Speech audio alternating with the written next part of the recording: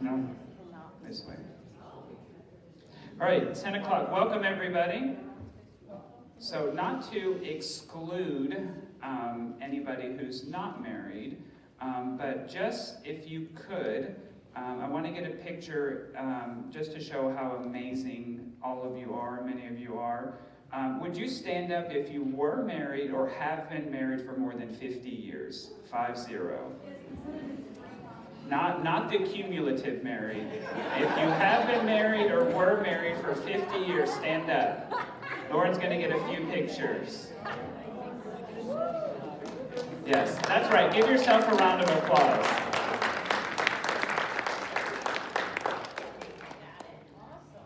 To the widows and widowers out there, we know sometimes these days are hard, but we're here to embrace you with our love.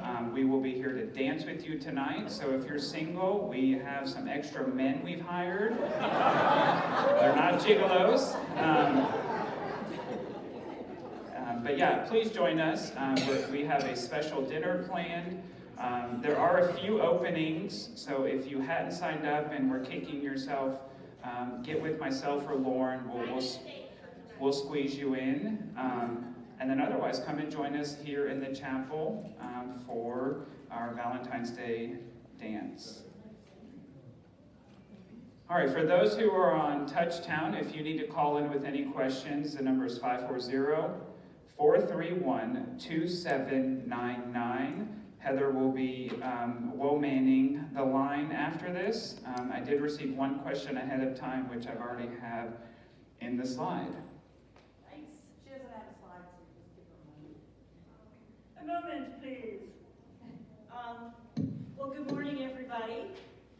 It is, as Stephen, I thought you'd forgotten Valentine's Day. Mentioned. Now, remember when it used to be called Saint Valentine's Day?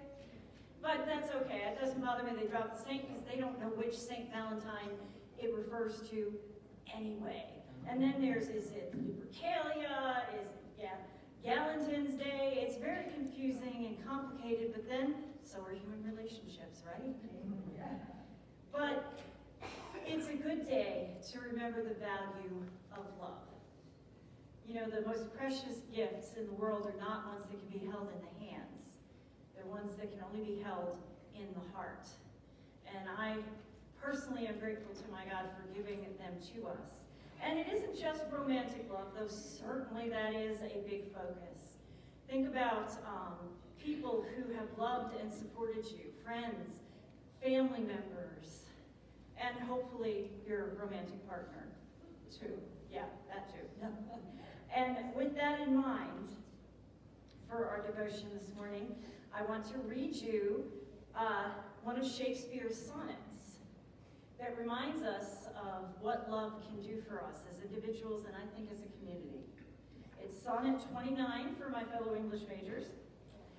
When in disgrace with fortune and in men's eyes, I all alone beweep my outcast state and trouble deaf heaven with my bootless cries, and look upon myself and curse my fate, wishing me like to one more rich in hope, featured like him with friends possessed, desiring this man's art or that man's scope, with what I most enjoy, contented least, clinical depression. Yet in these thoughts, myself almost despising, haply I think on thee, and then my state, like to the lark at break of day arising from sullen earth, sings hymns at heaven's gate, for thy sweet love remembers such wealth brings, that then I scorn to change my fate with kings. Perspective. So the only C I got in both my undergraduate and graduate degrees was English literature. So if anybody wants to translate that and email it to me, I would be much grateful, because all I know is you did your arm to me and said possessed. So I'm not joking, that's the only C I ever got in my entire, and it was English literature. So I have no idea what that was. Translation, when I hate my life and hate myself, and it's not getting any better, I think about you. Thank you, Heather. And then everything changes. My spirit rises like a lark soaring for the sky. Have you met Freddie? Yes, and, well, Thank you, Heather. Are you praying? oh, yeah, let's do that. Let's pray. Gracious God, this is a day where we remember the gift of love. We thank you for the love that you've given us, for all the loves that are in our lives and who have passed through our lives, but left their imprints on our hearts. May your love, in word and especially in deed, be the guiding light for this community. We pray this in your name. Amen. Amen. Thank you, Heather. One pastoral thing, and that is to remind you that, Lent is coming, isn't it? But Ash Wednesday is Wednesday, March 5th. March 5th, and as usual, we'll have our service here. And if you have loved ones in assisted living or in Orchard Woods, I'll be going there to distribute ashes. That's it. Thank you, Heather. All right, we have a lot to cover. Again, if you think of any questions, hold them till the end, write them down.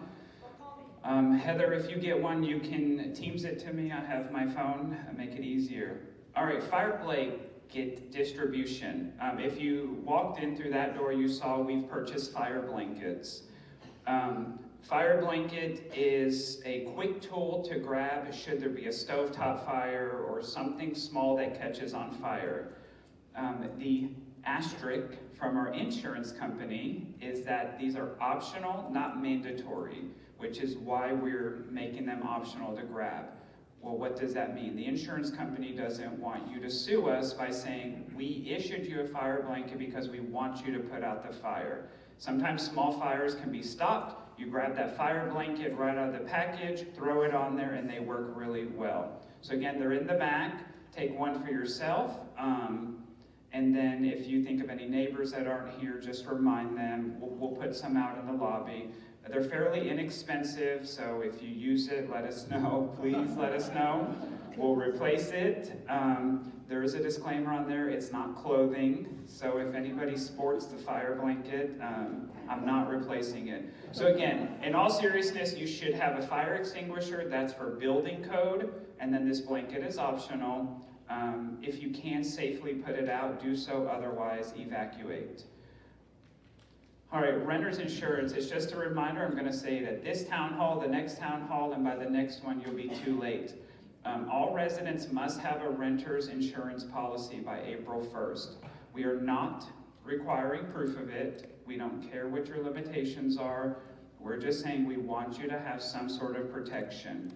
So a resident sent me an email, and it was, I think, a very good time to clarify. What happens if there's an event? An event is fire sprinkler water damage, rising water, fire, water damage from fire, theft, a car drives through your apartment. That's an event. TVOR, think of it like this way. TVOR's insurance is going to build the apartment back to the day you moved in it. The day you moved in it, it was empty. So we're not replacing, refurbishing, or doing any of your items. So again, we will build the shell of your apartment back, unless you're Guy Alms and we can't get your specific countertop, we will build it to as like as it was the day it was there. Does that mean there's somebody else that's liable? It depends. You know, if somebody drives through your apartment, their insurance is probably liable for your damages. If the resident above you is negligent and overflows their bathtub, they could very well be liable. So again, TVOR's insurance is property. We're going to return your apartment or cottage back to like pre-damage. About middle of last year, we were hoping to transition to all technology. What that meant is all technology would be through an app. NLCS is looking at different software technology, so I just wanted to put it out there that Touchtown may be going away. In fact, it's probably going away for a more user-friendly app and communication that encompasses a lot more. We don't have a system yet. In the meantime, we'll still try to do the emails, the apps, the stuffing of the flyers, the text messages, things like that. Brightview is aware of the damage to the curb stops and the outdoor area. They are on site, they are working through replacing them. Some of the hiccups come is, do you want them to give you a list? Because they can't repair it if a car's parked in front of it, but then we also have to let you know to move your car when they're here to repair it. So we will, Shannon and I have a list, we'll partner with you. You may have to move your car for the day. And then Shannon is also getting updated quotes once the curbs are repaired to get them restriped and repainted this year. Food allergies. Many of you have a food allergy or intolerance, and we don't collect a diet form when you move in versus like our assisted living, memory care, healthcare, we go through that as part of your admission process. However, if you have an onion or garlic, some sort of allergy, reach out to the dining department because they can load that into your individual profile. So for example, Mary's allergic to husbands. So in her profile, if she tries to order another husband, it will pop up and say allergic. So if a server is taking your order and you're allergic to citrus, it'll say, we've selected something that has a citrus component in it, it'll say, allergic, stop. Do you really want to move forward? So if you have an allergy, not an intolerance, because that's up to you to decide. If you have a true allergy, we should know, and it can go into your profile. There's been some rumors about flex dollars, dining dollars, things like that. So a resident had thought it would be good to sort of give the history of the dining dollars. When the Village at Orchard Ridge opened, way back when, there was no dining and flex dollars. There were strictly dining dollars. Retirement communities like us usually do one of two things. They usually say you can enjoy 3 meals a day, 7 days a week. It's usually a lot smaller menu, more of a healthcare setting, or a lot of retirement communities are wanting for flexibility. So they're not wanting to say, you've got to eat, you've got to do this, you've got to do this on our time frame. So this is an excerpt from the lease, which has pretty much been the same from the get-go. It says, we're going to give you an allowance that covers about 15 meals a month. And that, is even more if you combine the flex and the dining dollars. So, no, right, but what I'm saying is together it's almost 500. So what I'm saying is that the 15 meals divided by 500 is over $30 a meal. So what I'm saying is your allowance is actually more than what the lease is calling for because the filet is the most expensive thing. So if you did 30 fillets, 30 fillets, which is 30 meals, that's still not using your entire dollars. That's a lot of words. All is to say that somewhere along the lines, I'm not sure where, they sort of unbundled the flex dollars separate from the dining dollars and said, okay, you can still have these for dining, but then we also want to increase your options for the use of the unused dollars. So that's where the salon services came in, the specialty shop, the personal training, the other things. Again, that was never the design. Our sister properties do not have flex dollars. Am I taking it away? No. Do I think it should be renamed to points or credits? Yes, but there's a big difference. We have no intention of changing the credits as they are or the dollars the way that they are. And if we do, we will do it from new move-ins forward, okay? That's not even on the table. We're not going to change any sort of structure. So it's cornered in the hallway. Why are you saying we can't use our flex dollars in the salon?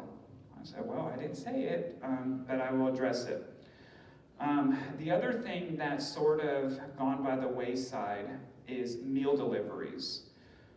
So I spoke with NLCS, I spoke with our sister communities, and we have about 20 residents who are receiving complimentary meal deliveries, and that is changing. A meal delivery incurs a fee, and we will be sending out notice to any of those residents who have been getting free meal deliveries. A meal delivery is a convenience, it takes time, it takes effort, and just like Grubhub, DoorDash, and everybody else, there will be a nominal fee, as there always should have been. Just because it's hard for you to get to the cottage, from the cottage to the dining room, doesn't mean that that's a reason to deliver. Otherwise, we'd be making 69 deliveries to all the cottages. What does it mean, and when should we do it? Well, according to your handbook, it's after an acute illness. If you have COVID and you're asked to isolate, we'll deliver. If you're recovering from surgery and you can't get down, of course we'll do it for 7 to 14 days. But then it stops. So again, many residents, just out of convenience, have been receiving free meal deliveries. Yeah, and they come to the beauty shop, but they don't come for their meals. So again, it's not a money maker for us. It's designed to, one, when we see residents get their meal delivered every day, it increases the likelihood of loneliness and isolation because we've made it too easy. So that has always been a sticking point, and so that will be changing. Again, it's not to get you, and it's not to make money, and you can use your flex dollars for it, but it's a way to say that you should be paying for the services as the lease outlines. Again, those who are getting it and are on the list, we will make sure they're updated with ample notice. Told you I had a lot. Speeding in the community. So I finally was going to give in, and I spoke with Craig about speed bumps.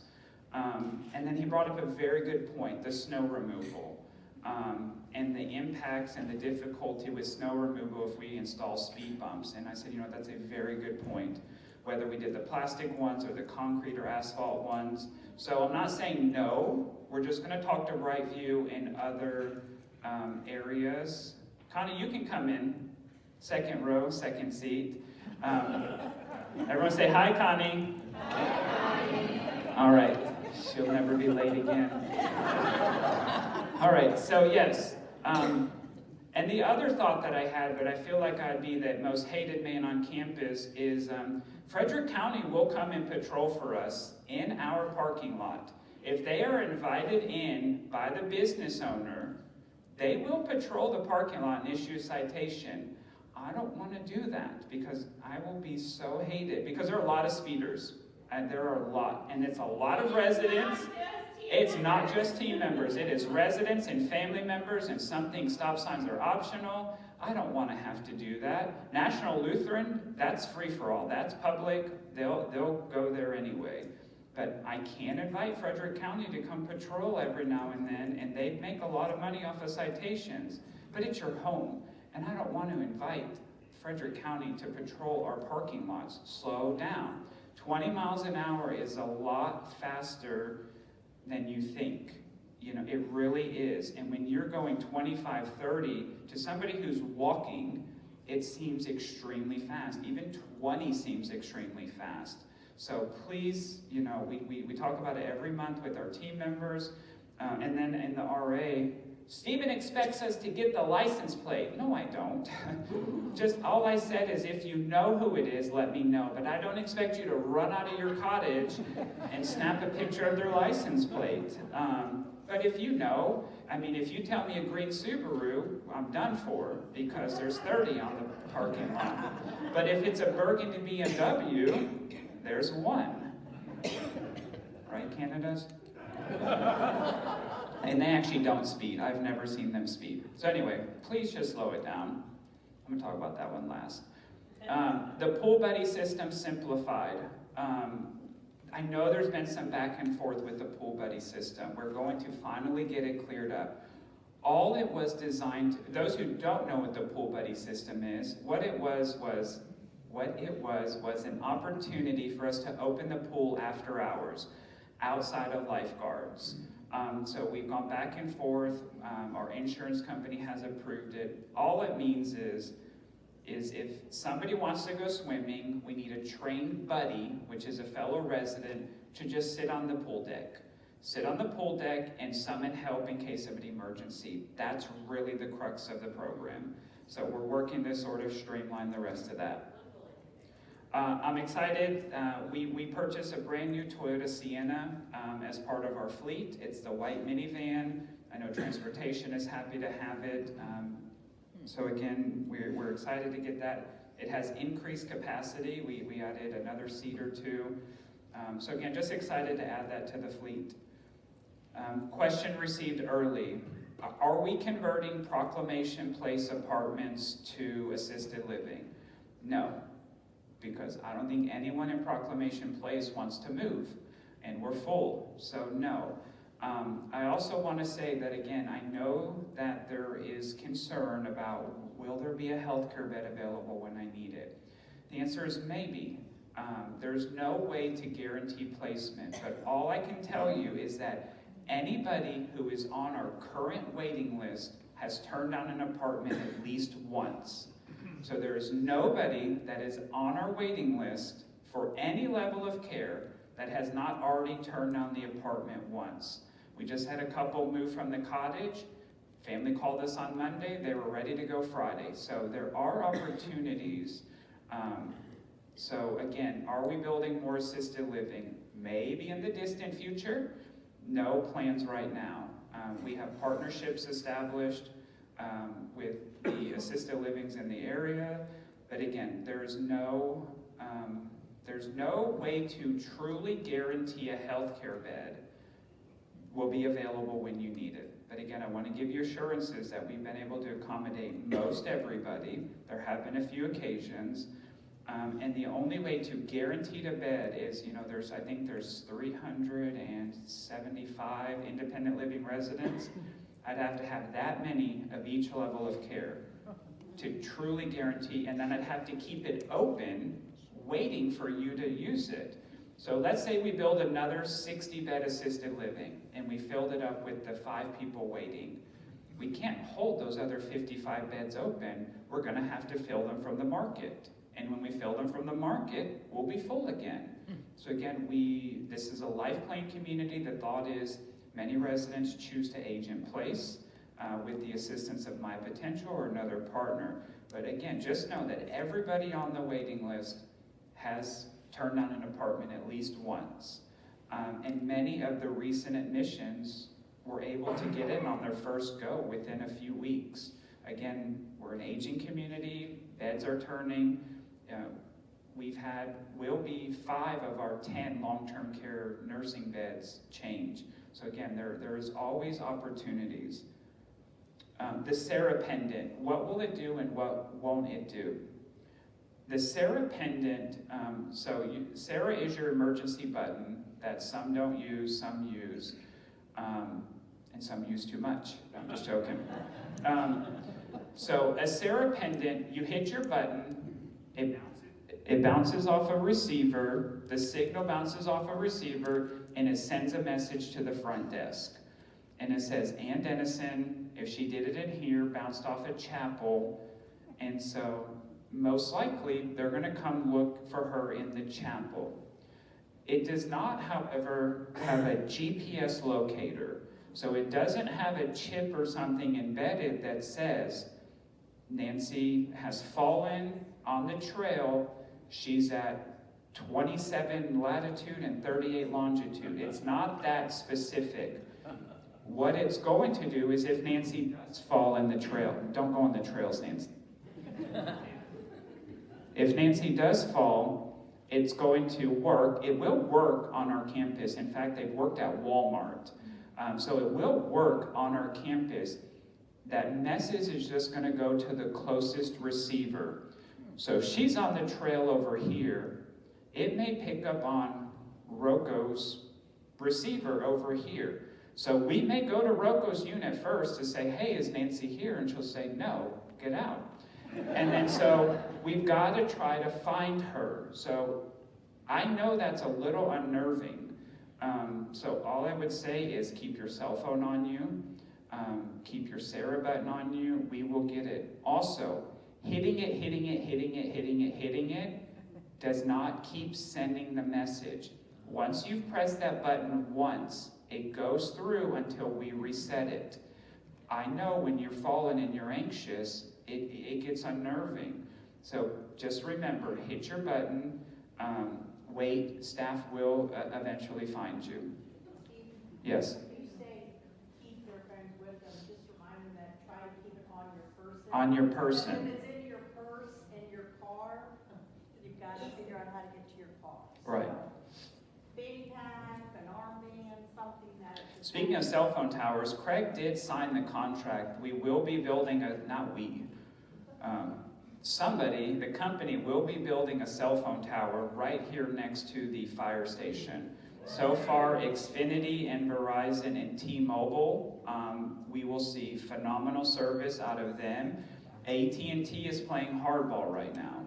So once it's up, we will absolutely see the best reception ever because it will be on our property. What? Oh, this one? Yeah. No. So y'all are residents. We work for you. We work with you. We're here to serve you. But please remember that respect is a two-way street. Okay? I will not stand for the team members being disrespected, and I will not stand for them disrespecting you. So just as much as they're held accountable, I will hold you accountable. It's not a threat, it's a promise. I will just give you the example. A resident reported that if we hired better English-speaking servers, they would mess up the order. And so just not appropriate. Not appropriate. So we addressed it and we move on, but just please remember, there are so minuscule incidences of it, but I always say we're here to serve you, but we're not servants, and that's how my team operates. All right, the library. Where's my library, folks? Again, we have held off, and no, this wasn't because of the letters that were written. We appreciate the concern. We just never set a plan for the library. So the renderings, this is the CAD drawing, this is not the rendering. We will get it done. And the good thing is we're doing it now. That was supposed to be a later phase, but it didn't make sense since it's already under construction. The library will be updated. So this is actually the side wall. So imagine you're standing, walking through the front door. You walk through the half walls. This is to your right. So originally the fireplace was coming out and going away. We have decided to position it to the right on the wall connecting to the cafe. So again, you'll see a few bookshelves removed, but this will really help us keep the aesthetic and the feeling of a library. So again, fireplace to the right, the back wall will be windows and doors, and then we'll have 4 tables and chairs, and then a living room set up with a couch and 2 chairs. So again, all the books will be there, still very much a library. We never said it wasn't going to be a library, we just simply hadn't finalized those plans. So this is the layout. The border of it will be a herringbone LVP, which is a luxury vinyl plank that will match the restroom, it will match the border in the living room, it will match the entryway. So again, that cohesive look with a carpet inlay. This in the back is a walk-off mat. So as you're coming from outside, you'll have a carpet tile walk-off mat, so as those get worn, we can replace it, hopefully minimizing the dirt and the traction brought onto here. So again, bookshelves, bookshelves, bookshelves, bookshelves. It'll still have a warm feeling. I don't remember if I added the finishes. But the wood is going to be painted white, is going to be sanded and painted white to give it a little bit fresher look. The countertops on the bookshelf will be updated to match the front desk. The shelves themselves will be painted and sealed in a white. And then if you've noticed, there's coffered ceilings in the library. We're going to, again, those will be painted white, but then we're going to put a beautiful wood inlay to match everything else to tie in all the spaces. So it will be a little bit brighter, a little bit fresher, but still very much a cozy reading space library. All right, remember y'all did the survey in the first part of November. We've been working on action plans, but residents have asked for an overview, so we'll share it. So you asked a lot of questions. We had about 65% participation, and some of the few ones that we want to focus on. So green is positive, yellow is above average, red is no. So in recommending this, would you recommend this facility to your friends and families? How would you rate it overall? So 73% is the green. There's another 20%, which is in a no. I think it was a scale of 1 through 5. So this is 1 and 2, 3 and 4, and 5.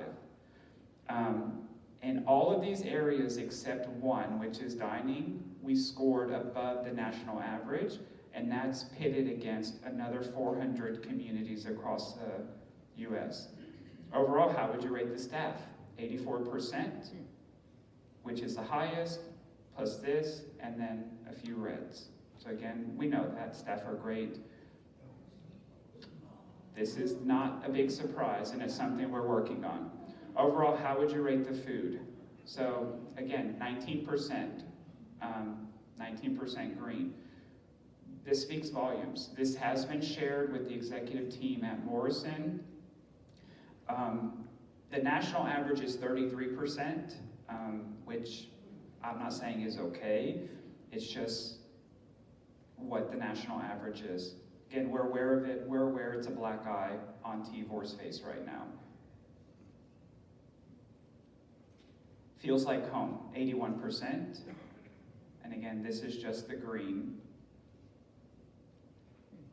I feel safe, 97%. So that is a phenomenal one. Average on this one was about 82%. The management at TVOR is responsive to my questions and concerns whenever a problem arises. Again, management never specifies whether it's me or everybody. It shows that hopefully we are doing a good job in addressing your concerns. All right, let's switch. Sales and marketing update. Community is at 99% occupied. We have 1 rental apartment available and 1 long-term care bed available. As of today, we have a sales and marketing event next Thursday from about 1 to 2:30. It's a resident panel talk. We have about 50 RSVPs, which is great. All of our marketing events have seen a real increase in attendance. We're also seeing our ready list and our waiting list grow. Residents are waiting and growing anxious to join TVOR. I say as of now, there's projected to be a lot of snow next Thursday. They're calling for over a foot. Yeah, they're calling 14 to 17 inches on Thursday. I know, so we'll keep a close eye on it. Rodney? Thursday is the 20th, I believe. It's 20th, yeah. 20th, sorry, it's the 20th, yes, you're right, thank you, Rodney. It is, I fly out Friday the 21st, that's why I was looking at it, but I won't if there's that much snow, I'm sure. All right, and for those who are interested in TVPP, that's the Village at Providence Point.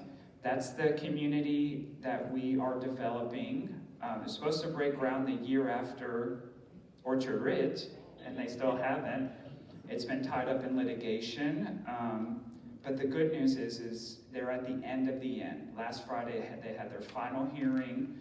We've already won. This was their last-ditch attempt, so we're positive that it will move forward and we'll be able to break ground this year. And no, I am not going to be the ED there. I heard that too. All right, Shannon. Good morning, everybody. Happy Friday. Happy Valentine's Day. right, let's get things started. A lot to talk about on the facilities front. Elevator 9, which has been down for about a month right now, is scheduled to be repaired on 2/21, which is great news because originally we had the date of 3/20 from the elevator contractor as a repair date for that, so they were able to push it sooner. We have a water shutoff scheduled for next Thursday, 2/20, from 9 p.m. to 3 a.m. This is to repair shutoff valves that they need to turn off the main water in the restrooms for construction. We will be doing this after hours. We've allotted about 6 hours for this. It may not take quite that long, but we want to make sure that we have the time set aside for them to complete this repair. And this will only affect Village Center, Proclamation, and Clock Tower residents only.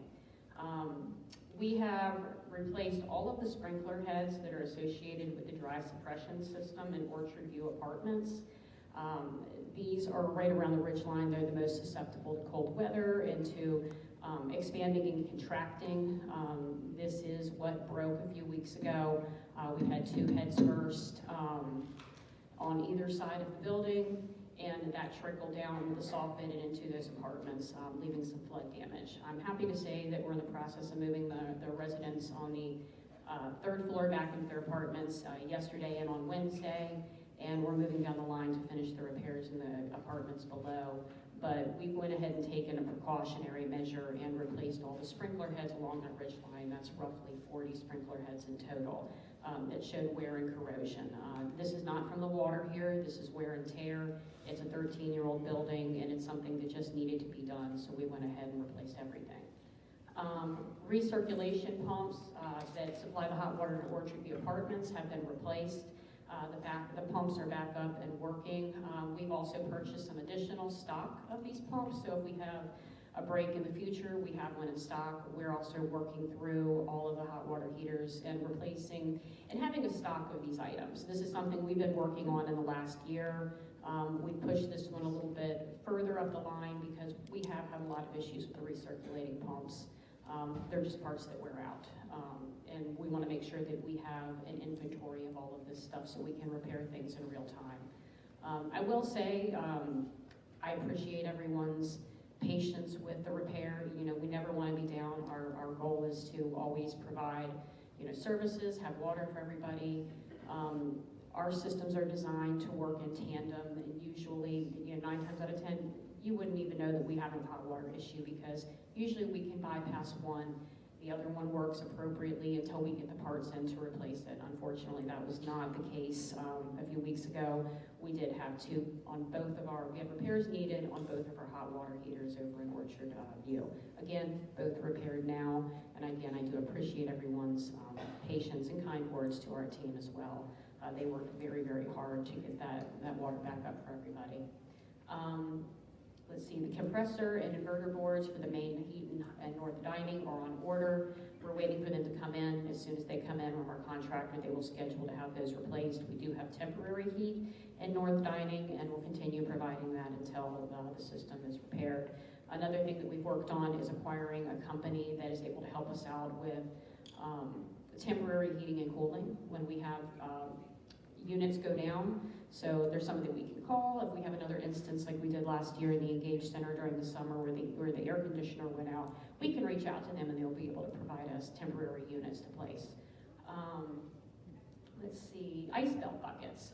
As of earlier this week, we have ice melt buckets per request from last month's town hall, and they'll be placed at all the entrance doors. They have scoops inside of them for you to use, and Brightview will replace the salt melt on a regular basis. And then just a reminder too, to please make sure that you're hitting the Sarah buttons, that black button in your bathroom every morning. We're doing an audit on our system right now, and that really helps us understand what's working properly. So please make sure that you're hitting those buttons every morning. Even if you call, even if concierge sees you, make sure you're doing that. Again, it helps us on the back end make sure that the system is working properly. What are the hours? Is there a time period, or is it 20? Yeah, anytime before 2 p.m. Anytime before 2 p.m. And on a 24-hour cycle? Yes. And that's all I have. Can you talk about the limitations that even though some of our maintenance generalists have certifications or licensures, what they are and are not able to do, such as the unclogging of the toilet. So, and that's a very good point. We make determinations when we look at a repair on what's ultimately best for the community. You know, we have certified technicians, we have journeyman electricians who have worked for large company and have the knowledge base to do large repairs. However, using an example like unclogging the drains, we would call out one of our contractors for something like that because of the liability insurance that they cover. If our team goes in and, you know, we exhaust our efforts on resolving an issue and something breaks, that falls back on us. And it has nothing to do with, you know, their skills or you know, their education, you know, on the repairs, but it does have, you know, it does speak volumes. And having someone come in, we have vetted, licensed, insured contractors in this building. Most of them have worked here for many years, are very familiar with the building, the ins and the outs, and they carry the liability insurance. So if something breaks, that liability falls on them, and they are liable for that repair, and it will be fixed. We always look at that when we do something. Is this something that's, you know, a good idea for us to fix, or is this something we really need to reach out to a specialist and do? Another thing that we try to take into consideration is we fix everything outside of the walls. Anytime that we have to cut into pipes, anytime that we have to go into the walls to pull things out, it's usually the best idea to call in a company to do that. Again, they have the support, they have the backup, they have subcontractors that they can bring in if the job is larger than what we anticipated.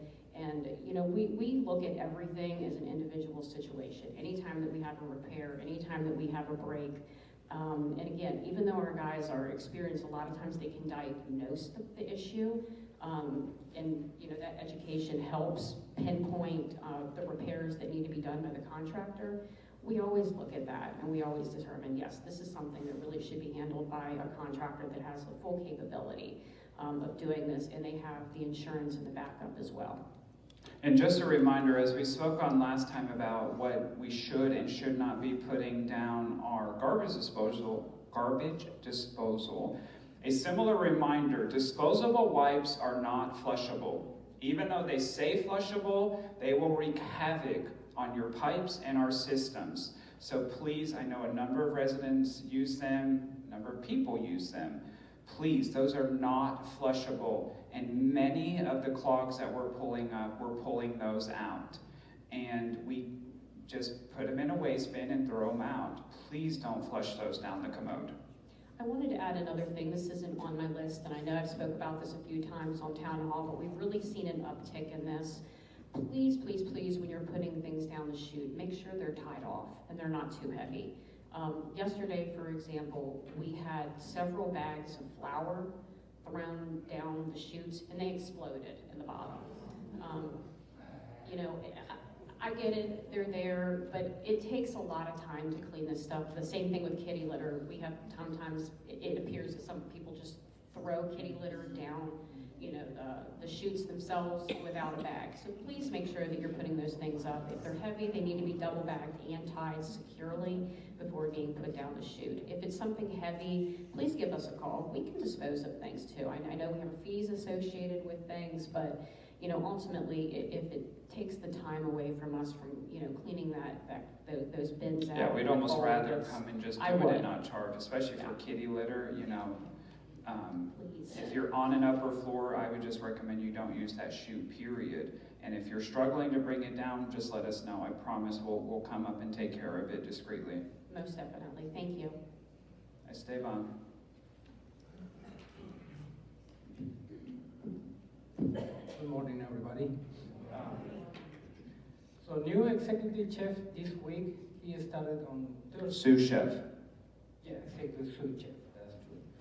Started on Tuesday, so we are very excited. He has fine dining restaurant background and Martinsburg.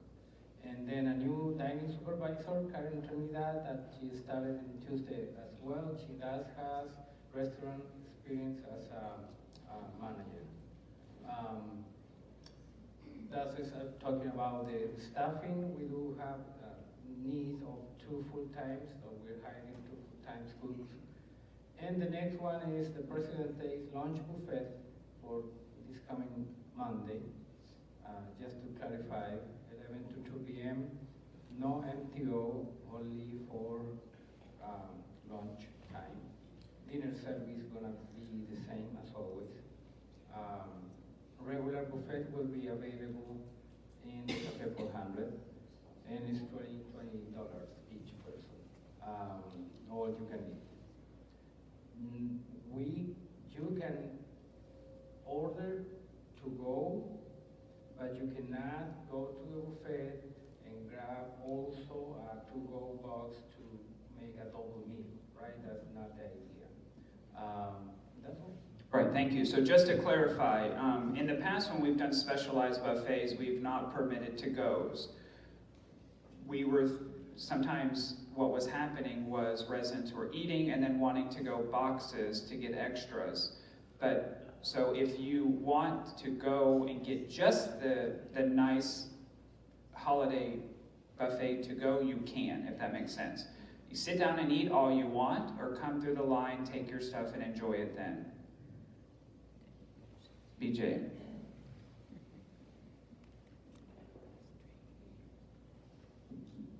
Happy Valentine's Day, everyone. I was looking for Cheryl Conrad. I guess she's not here. Kayleen Baker not here as well.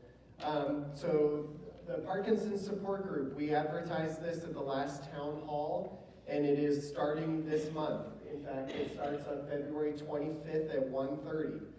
This is a support group for not only persons with Parkinson's, but for caregivers or people who just want to learn more about Parkinson's disease. We are opening this support group to the community, so if you know people outside of Orchard Ridge that would be interested in being a part of this support group, please welcome them. It will take place here in the chapel. We have an advertisement going out in the newspaper. I have a friend who works for the local radio. She'll be advertising it. We want as many people to come into this support group as possible because our population here isn't as broad as it used to be. When we first opened in 2013, we had over 20 residents with Parkinson's. We're not near that number now. So inviting people from the community to come in and to be a part of that support group will only be a benefit to those who live here. So we do not anticipate outgrowing this space. We're not going to have fleets of buses come in or anything like that. But again, if you know people in your church communities and your outside groups who perhaps have Parkinson's or a loved one with Parkinson's, please invite them to come and attend. It will occur it's the last Tuesday of every month, and of course this one's on February 25th at 1:30. We did have our first low vision support group a couple weeks ago. And it was very successful. We had probably about a dozen or a dozen and a half people show up. We do have Dr. McFarland, who is a retina specialist here in town, committed to come in March to speak at that support group. I don't have a slide on that. We'll advertise that at next town hall. But just know we are getting outside people to come in to support that group as well. If you have any questions about these two groups or the mild cognitive impairment group, please come and see me. I can explain further as to what these groups are and what they're designed to do. Thank you.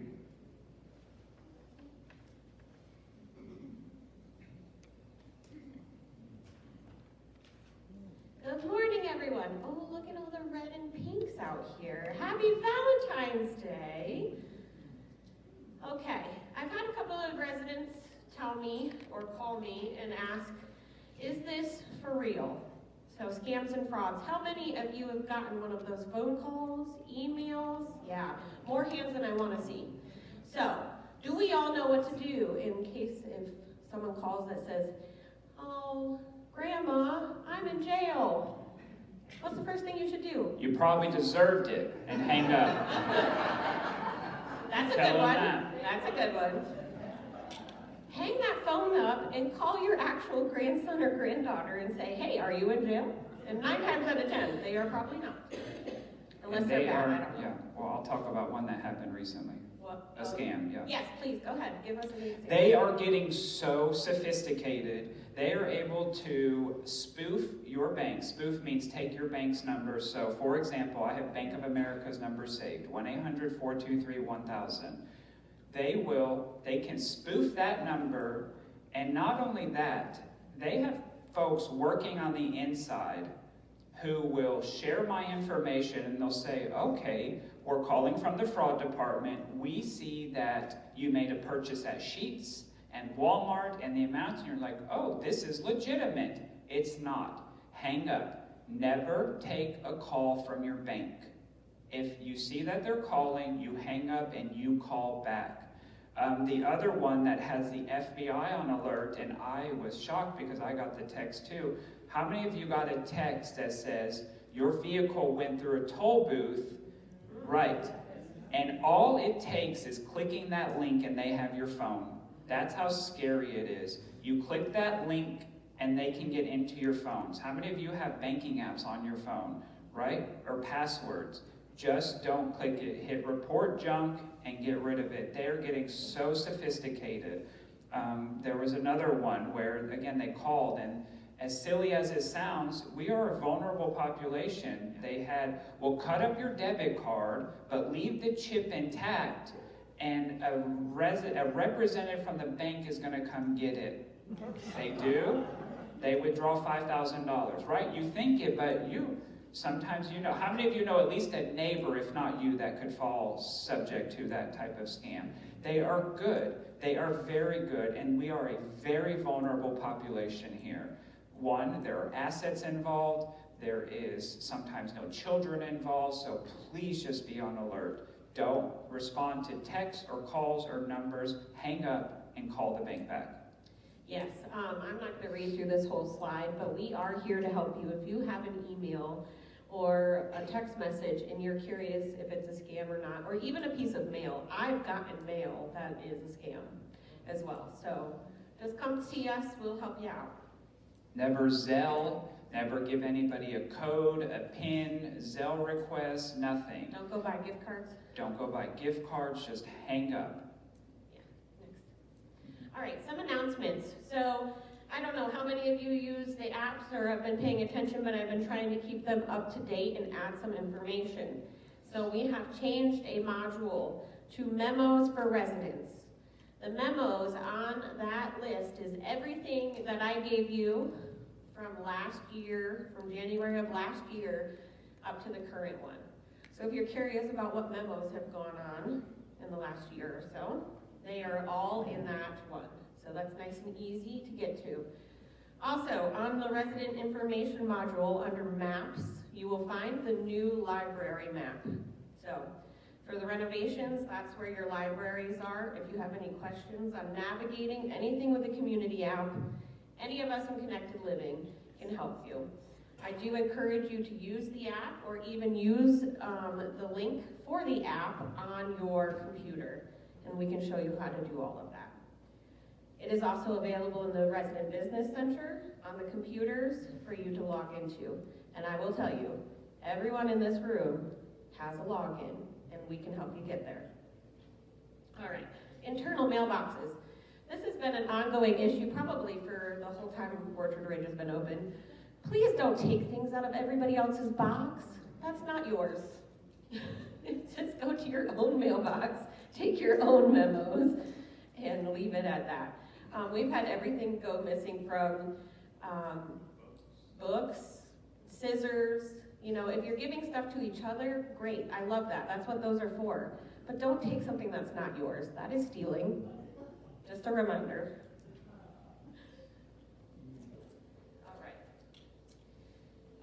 Yes, Touchtown Sound. I know we are still working through some stuff. Cody and I were working yesterday to figure out what we can do to fix the sound with videos. So, you know, Monday we do a music video thing.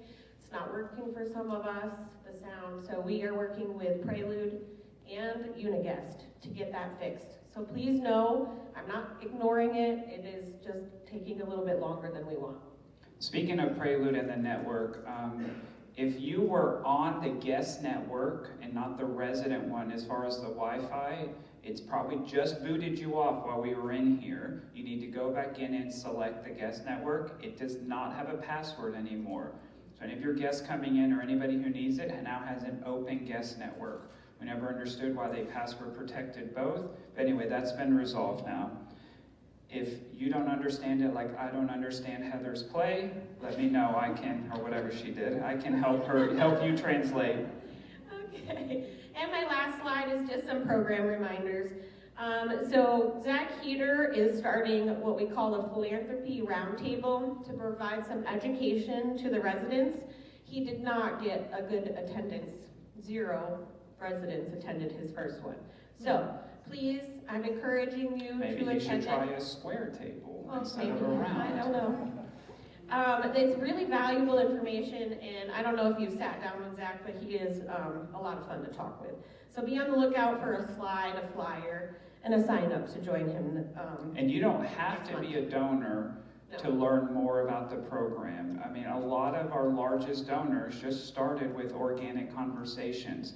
So he's not gonna ask you for your credit card and PIN number at every meeting. Right. If you wanna learn more about where does our money go, what is benevolent care, how much have we used, what is his role, what is our mission, he's a great resource for that. If you decide to leave some money, great, but it's not a requirement. Yes, and please note, even team members donate to our benevolent fund. Dr. Gaskins would like me to remind everyone that on Wednesday, March 26th at 2:30 here in the chapel, she is doing a sexual health refresher. So that is important. I encourage everyone to attend. Independent School of Winchester volunteering. We are looking for about 4 residents to join us next Friday to do a polar bear craft with them. The students have asked residents to come up just to do some crafts with them and, you know, get that intergenerational programming in. If you have noticed in the art studio, those snowmen that they came from the Independent School of Winchester, that was to entice you to join them. So please help me not disappoint those students. Black History Month, we know it's this month, but our program had to be moved to March, so our creative arts team is doing a really fantastic program. I'm looking forward to it in March. 23rd, March 23rd. Wonderful. I didn't know the date when I wrote these. March 23rd at 2 p.m. Very good. I don't think I have anything else. Thank you. Just a reminder, not this Friday, but next Friday, please join us in here on the 28th, 2 Fridays from today, 2 weeks. No, yeah, the 28th, 14 days from today. We're having our next Chopped competition. I'm very excited. I'm the first Chopped winner. I have challenged Shalise. Last time I challenged the chef, Eric walked out the job, so I told Shalise she can't. And we also invited the Village at Rockville chef in residence over. There's going to be some team members from NLCS. We're very excited. It's a lot of work, especially on dinings we have to get it ready.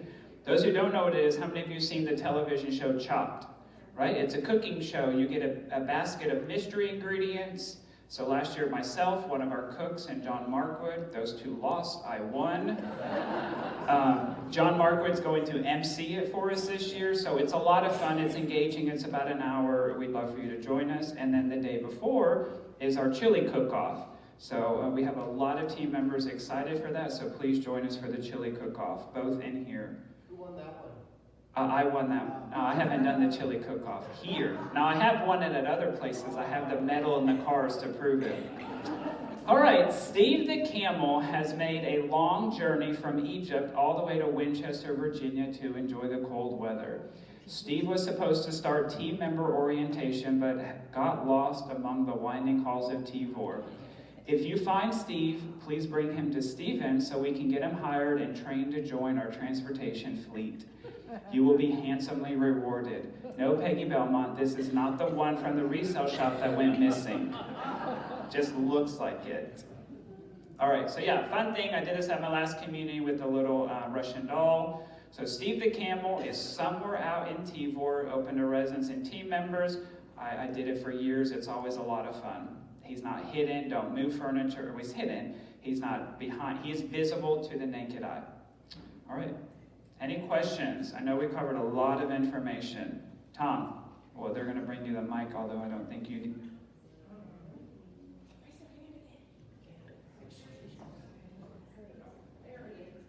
The only one I saw, Heather, was about the heat, which was addressed. Yeah, a question came in. The temperature in the dining room is very cold. I know they are working on it, but I wanted to know when we will have heat again, as soon as they get the parts in. It's not a part we can go to Walmart and get off the shelf. It's a specially manufactured part.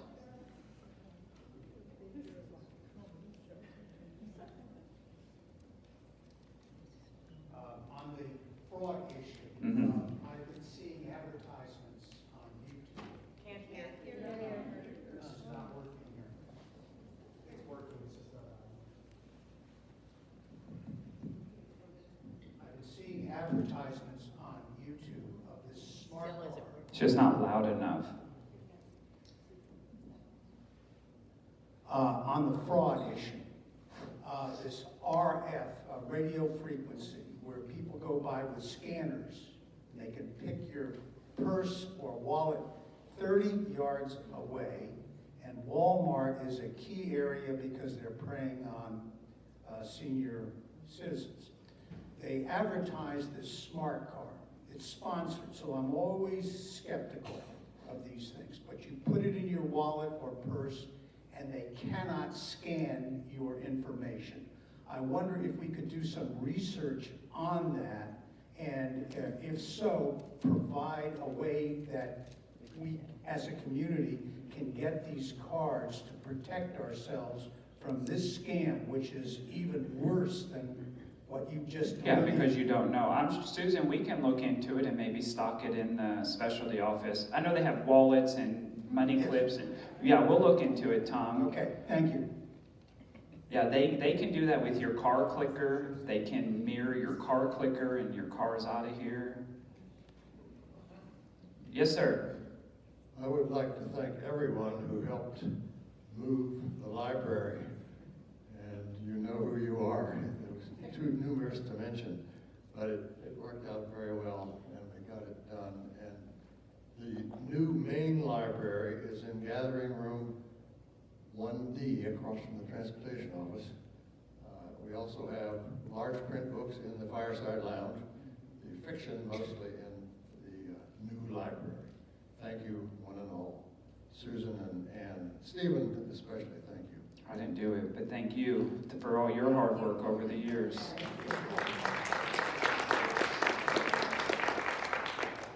There's a very simple solution to keep them from scanning your cards in your purse or wallet. It's a little sleeve. It has a very thin layer of metal between two layers of paper. You slip your card in the sleeve, they cannot read it. They're cheap, easy to use, and you're secure. Where do you get them? We'll look into getting them and stocking them in the specialty shop, and we'll make an announcement when they're available. Or just max out all your credit cards like me, and then they can. Just joking. Yes, ma'am. I'd like to remind everybody that this coming Monday, 7 o'clock in the chapel, our local organists will be here. WACO, the Winchester area chapter of the American Guild of Organists. They are going to be here for their bi-monthly program. The title this month is Never on Sunday, and these wonderful church artists are going to be playing music that they don't play in church. So come and enjoy it. 7 o'clock on Sunday. Like they're gonna do Taylor Swift and Kendrick Lamar? We'll wait and see. Okay. You said Monday or Tuesday? Monday at 7. Monday, the 17th at 7 p.m. here in the chapel.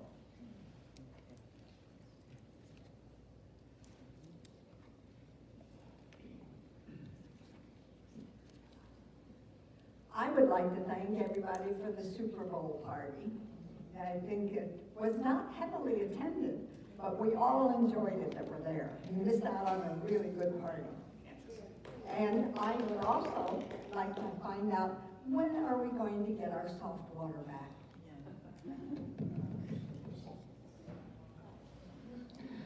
I don't want to say waiting on the part, but it's more than waiting on a part. Without getting too technical, we replaced the system itself. The power that feeds the system now has gone out, and it has to be completely rebuilt and retrofitted to provide the power to the softener. Is that correct? Okay. We have Simmons, we have as many contractors working as hard as they can to get it done. I just want to say, I think the changes Shalice has made in our menu is wonderful. Things are better seasoned. I enjoy the international dishes.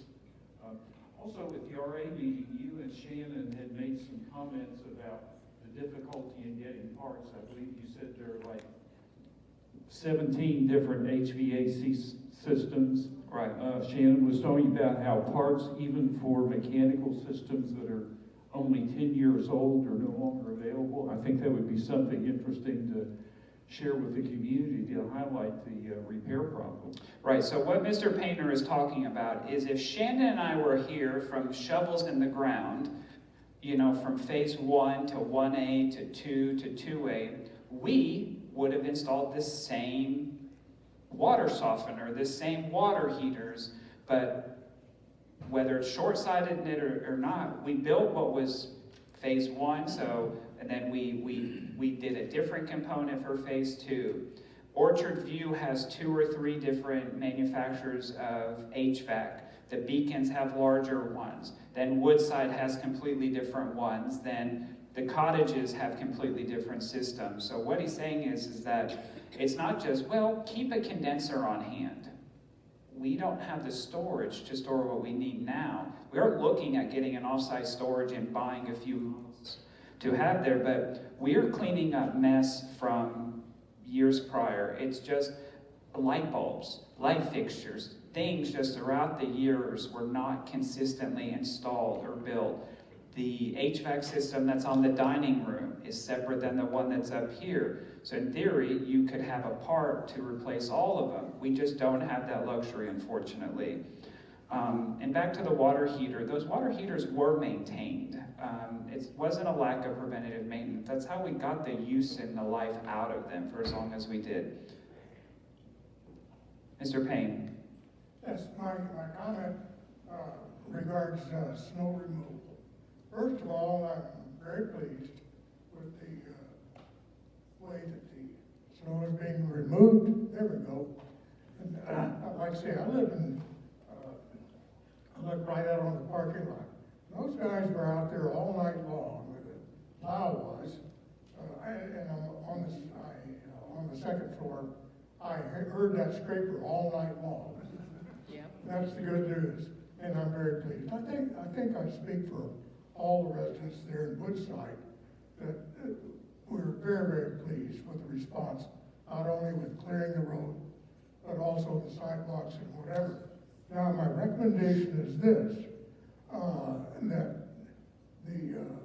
when the crews come to remove the snow, job number 1 is to clear the exit from the building and across the sidewalk into the no parking zone between the 2 cars there. And once that's done, they can go ahead. But I think we owe that to the fire department and or the rescue folks that might have to come out. Thank you. Yeah, we'll mention that to Brightview. Brightview, they lost this year in the snow removal battle. What I mean is we pay Brightview a yearly contract, whether they service 0 snowstorms or what will now be 4 or 5. So we certainly won this year, lost in years past, and they do a great job. It's a lot of work, but we can pass along that message. In the years that I've lived here, I've seen many memos come out for encouraging us to use the Sarah Pendant. I have not seen anything that tells us the limitations nor the proper use of the pendant. Will that be, a memo be coming out? Yeah, I mean, it's in the written notes on the RA this time. It was, I think back in April we did it. You're given the SARA instructions when you move in, but I know it goes by the wayside. So, you know, as per recommendation, that's why we were discussing it here. And we can't have memos for everything, but I do believe that the use of the SARA is important. It's a lifeline, it's an important vital system. So yes, we will get something that's prominently displayed, because I do believe it is one of the most important things we have here. So the other question that came up in December, and I was going to, and I actually ordered a rendering of the entire project, of what the entire renovation looks like. However, I'm not able to share it. And the reason I'm not able to share it is simply because so many things change.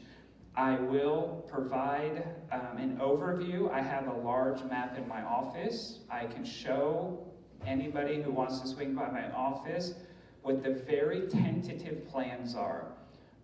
What we do know now, and I can commit here and say that phase 2 is going to be the outdoor area. So it will be the renovation of the Spice patio, and it's 98% going to be a big multi-purpose room. It will be a banquet hall type thing with a lot of glass. It will have a beautiful loggia connecting from the garden room, a lot of a beautiful outdoor cooking space that's covered, a lot of pergolas and outdoor seating. So that entire outdoor area is what is going to be phase 2, which will start at the completion of phase 1. We need to time that with the weather, so going into the summer has sort of expedited that. And then what does the rest of the phase look like? Again, at some point, all of the corridor carpet in any multi-purpose room, any place that you go with the exception of the Engage Center, will be updated. So the chapel paint, the flooring, the multi-purpose rooms, the restrooms, the corridors, all of that will be tied into the new color palette. There is still talk about when that's going to happen, or maybe we do the first floor now. So just know that that's on the horizon. The other big area is the pub, Somerset Room, and Cider House all becomes one big area. It'll have a pub, a bistro, a billiards room, card room. That's that master plan, the updating of the dining room, the addition of a grab-and-go 24-hour option and a full-time coffee bar, and then a fancy sitting area for overflow. That's the juxtaposition of the whole project. Again, so much has changed and will change in the future, so we're not going to put anything in writing right now.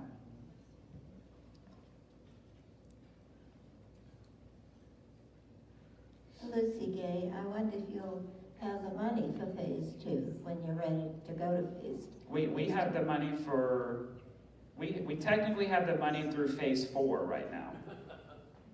Yeah, we can fund phase 4. We outperformed budget last year by $5 million.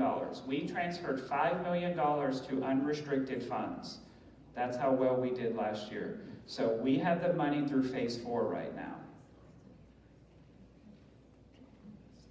And all that is separate from any of the capital things that we need. There are 2 pools of money. So we still have the pool of money for the ongoing maintenance of the property, and then we have the money set aside for the renovation. Any other questions?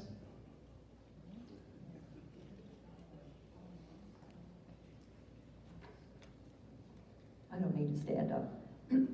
I would just like to ask everybody, are you not excited and impressed with all the open communication we're getting these days, especially today from all the departments? Thank you, thank you, thank you. It is truly a new day. Thank you. All right, please grab a fire blanket on your way out. You don't have to use it. Hopefully you never need it. Y'all have a great day.